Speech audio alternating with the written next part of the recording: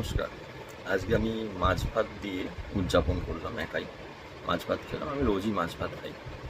তো বাঙালিরা মাছ ভাত আজকেও খাচ্ছে, কালকেও খাবে।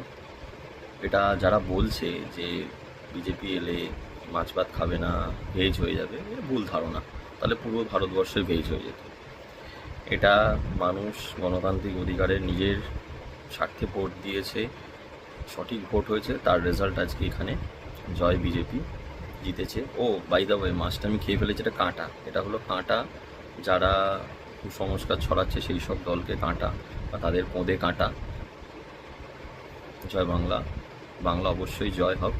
আর জয় শ্রীরাম, আমাদের ভগবান।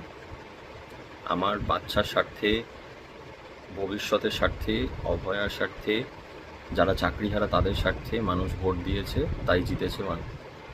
এইটুকুনি বলার ছিল আমার। এটা আমার মনের কথা আমি বললাম। আমি কোনো পার্টি করি না, বাট আজকে বাধ্য হলাম এই অত্যাচারের বিরুদ্ধে। জয় মানুষের জয়।